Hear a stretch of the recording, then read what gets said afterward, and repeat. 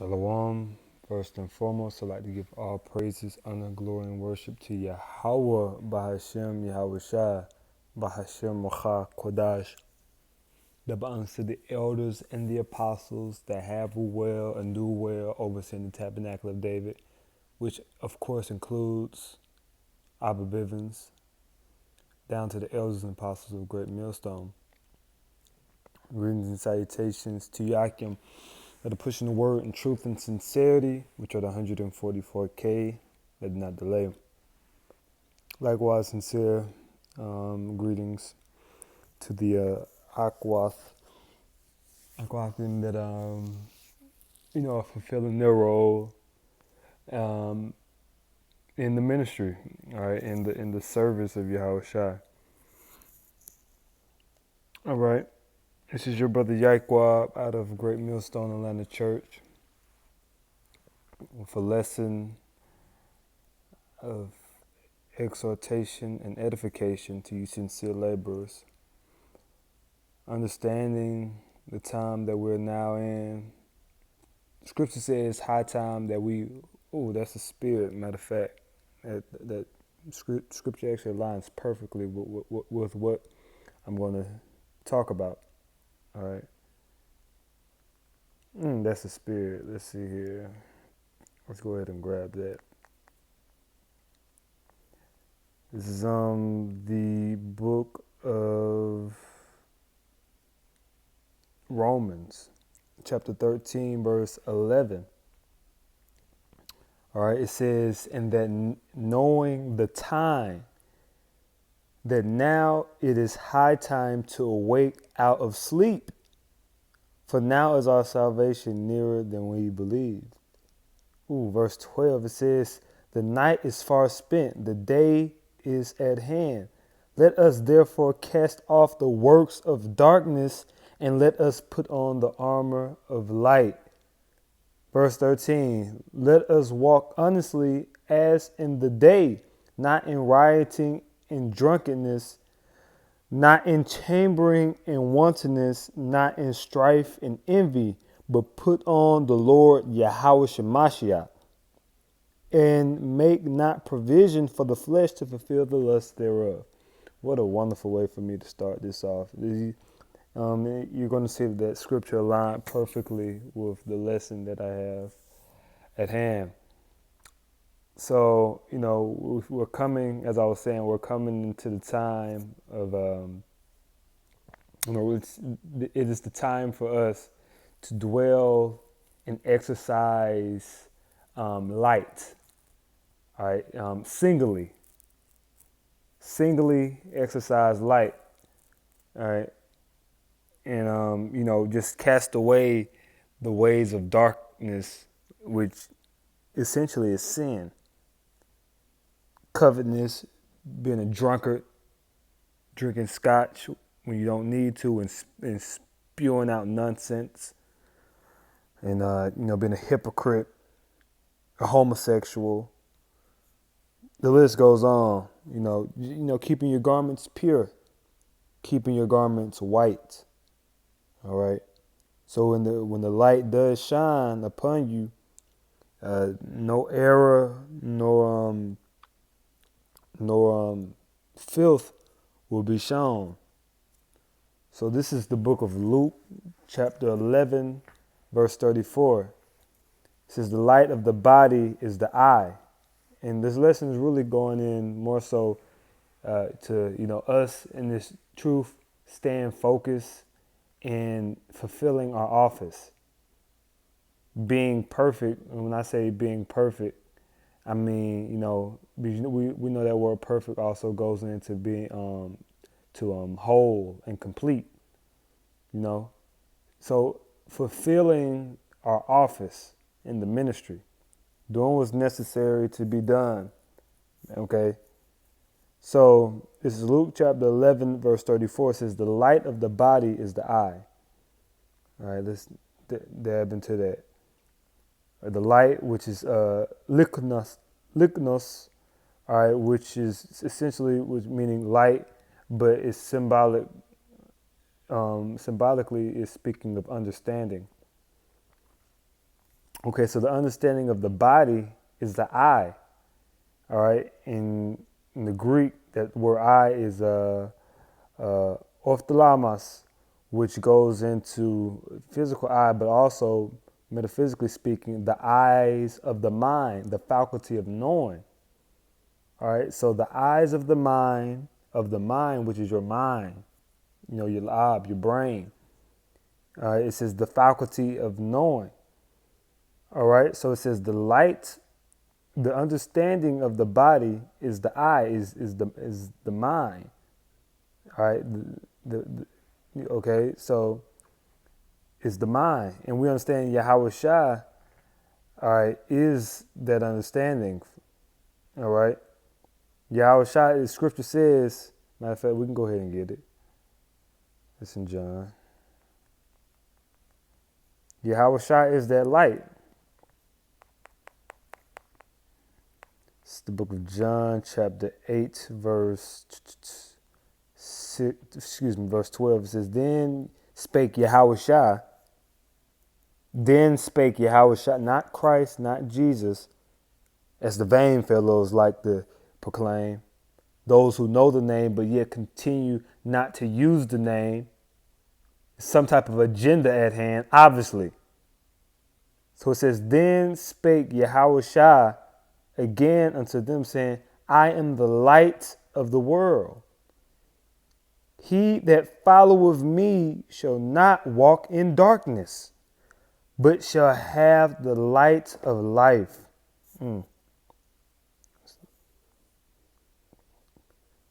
So it says the light of the body is the eye, right? So speaking directly concerning us as individuals, our light, our understanding is Yahweh Shai. All right, it says of the body, all right, of you as yourself. Of course, this can apply to the church, but let's deal with us as individuals. We're coming into the time of Passover, it's that self-reflection period. All right, so it says it's the eye. All right, and eye is going into the mind, the faculty of knowing. All right, it says therefore, when thy faculty of knowing is single, which is haplaus in the Greek, which means simple, single, whole. That's why the scripture said Jacob was a plain man dwelling in tents, and that plain, which is synonymous with simple, goes into him being perfect. All right. It says whole. All right. It says good, fulfilling its office. So if the eye be single, if the eye fulfills its office, if thy faculty of knowing, all right, fulfills its office, all right, let's go back to the scriptures. All right, it says the light of the body is the eye. Therefore, when thine eye, faculty of knowing, is single, is whole, is perfect, okay, and how are we perfect? Through Yahweh Shai.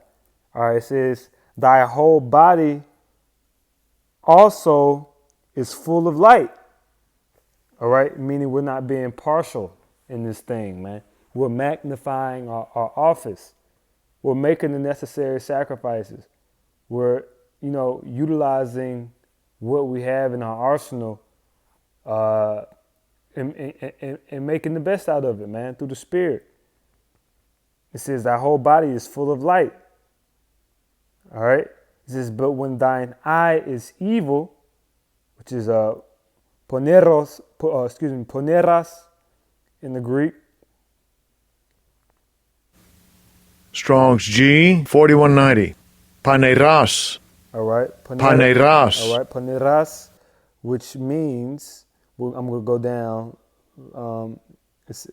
We can deal, firstly, because this is directly dealing with the ethical sense. So I'm going to talk about the ethical. It says evil, wicked, bad. Also, let's look at the physical, which means diseased or blind. If thine eye be blind, if thine eye be evil, wicked, if thy faculty of knowing uh, be uh, be be evil or wicked, all right, then it says what?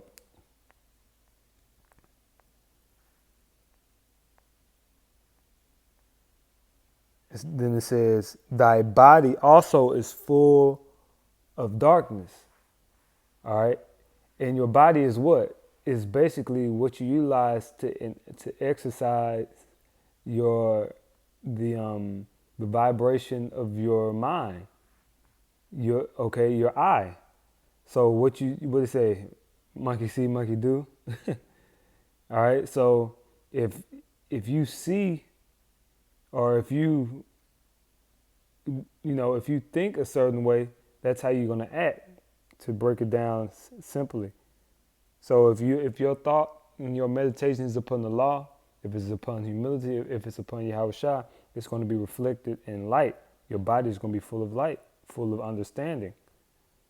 But if if your meditation is upon the love of money, if it's upon a cup of scotch, and upon worshiping man, a lot of other vain activities that certain individuals like to participate in, then thine whole body because you're partial. Okay, so your whole body is full of darkness, right? And when you go into that term darkness, which in the Greek is skotinas,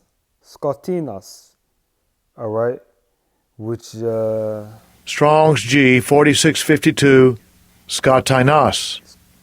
Skatinos. right, skotanas, which basically where you get the terms skatas, which is the base of that, right here meaning darkness, and that's where you get the term "beam me up, Scotty." And I believe I forgot what TV show that's off of. That's an implicit sign showing you that the Lord is a so-called black man. It said, "Beam me up, Scotty," because the Lord is the one. Yahweh Shai in the chariots is a so-called black man, but he's not black. He's an Israelite. That's where you get the term Scotland. Scotland, you know, Scotland, because it's basically saying black land, you know. And some people say that's because of the fertile terrain. Certain people say it's because of the inhabitants of certain time periods, specifically speaking, during the Dark Ages, were of people who are of dark skin complexion, which were the Hebrew Israelites.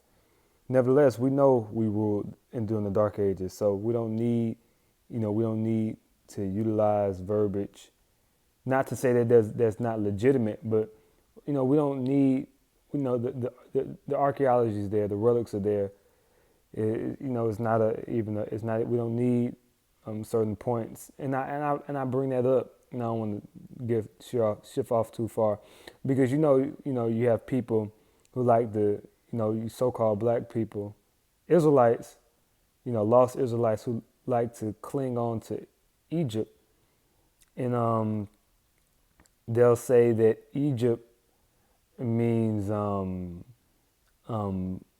black face, the land of the black faces, but that's not true. That term Egypt does not mean land of the black faces, or they'll say it means what do they say? They say it means land of blacks or something, but that's not what that term actually means. It does mean it basically. The term really is going into the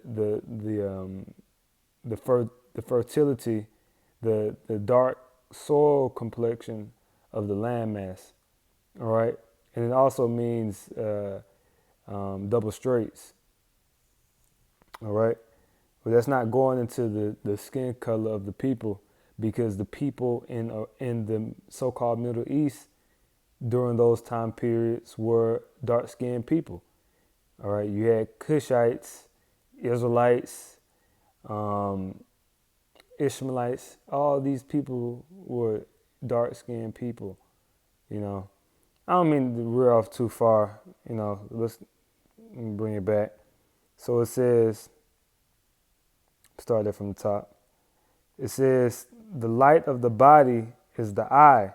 Therefore, when thine eye is single, thy whole body also is full of light. But when thine eye is evil, thy body also is full of darkness. All right. So if thy eye, matter of fact, let's get the term evil real quick. If thy eye is evil, poneras, which means evil, wicked. All right. So it says thy whole body is full of darkness. All right. Skotinos, which means matter of fact, check it out right here. The Strong's definition. Opaque, all right, figuratively, benighted, dark, full of darkness, all right, covered with darkness, right? So that darkness is like a leaven, all right. So if you are partial, all right, if you know, then your whole, you know, if your thought process is of sin, wickedness, your whole body, your actions are going to reflect that, and it's going to be completely unprofitable. Matter of fact, I want to get that word benighted. It's a bad word.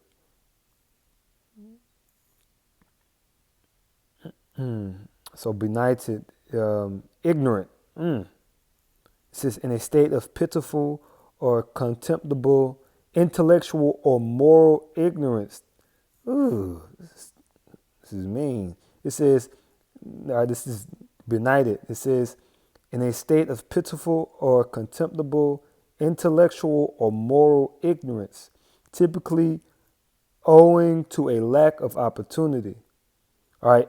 Number 2, overtaken by darkness, which that's basically on point right there. Overtaken with darkness, you know. Yeah, darkness will consume you and destroy you, man. That's why you don't. Well, that's why pride is dangerous, man. Pride will destroy you. Pride will have you thinking. Pride will blind you. All right. The scripture said many have been deceived by their own vain opinion. All right. Pride can blind you and ultimately destroy you. It said, if the blind lead the blind, they both fall into a ditch, as it is written. You know. I'm not gonna make this too much long. I'm gonna grab one more precept. It's the book of Luke, chapter 21, verse 34. And the reads, it says, take heed to yourselves, lest at any time your hearts, meaning your mind, be overcharged with surfeiting and drunkenness. And when you go into that word surfeiting, we're going to grab it real quick. It's basically just dealing with like banqueting and just quote unquote turning up, you know. Krai pale, all right, which is the giddiness or headache caused by drinking wine to excess.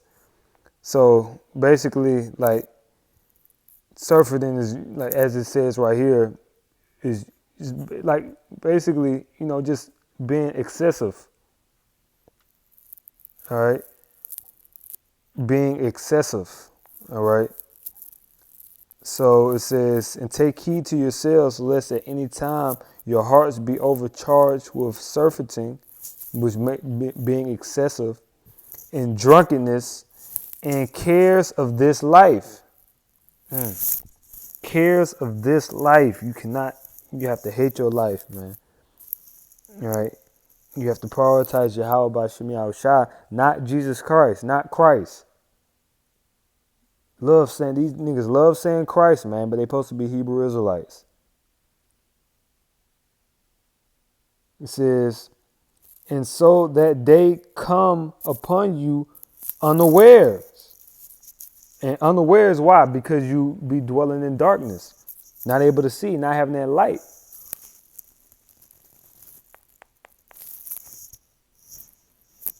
So I'm going to read that from the top. It says, and take heed to yourselves, lest at any time your hearts be overcharged with surfeiting, which meaning excess. And what? Excess of what? It said too much wine, which is going to that damn philosophy. You know, adding on to the word, taking away from the word. Because wine is synonymous with doctrine and philosophy. Okay. So it says, in drunkenness and cares of this life. That's why the scripture says they stagger, but not with strong drink, because they stagger at idols. These people are idol worshipers, man. A lot of these people saying they Israelites are idol worshipers, and this lesson not even about, really anybody in particular. This is more so something for a self-reflection for anybody who can receive it to, stay on the path. Like I said in the beginning, it's for the sincere laborers. The Spirit just got me rebuking these niggas who speak so proudly against nobility and truth. All right, but at the end of the day, this is for the sincere laborers, man, to trim themselves, to help themselves increase. All right. It says, and take heed to yourselves, lest at any time your hearts be overcharged with surfeiting and drunkenness and cares of this life, and so that day come upon you unawares. For as a snare shall it come on all them that dwell on the face of the whole earth. Watch ye therefore and pray always. That's important. It says, watch ye therefore. How can you watch? You must be in the light to watch. In order to watch, you must have the light. You must have Yahweh Shah. So it says, watch ye therefore and pray always, that ye may be accounted worthy to escape all these things that shall come to pass, and to stand before the Son of Man. And we give all praise, honor, and glory to Yahweh, by Shem Yahushua, by Shem Chakadash, the abundance to the elders and apostles of Great Millstone. Salutation to you, Akim, you sincere laborers. Sincere laborers. Shalom and keep the faith. Mawaf Babal. Kwam Bachayayam.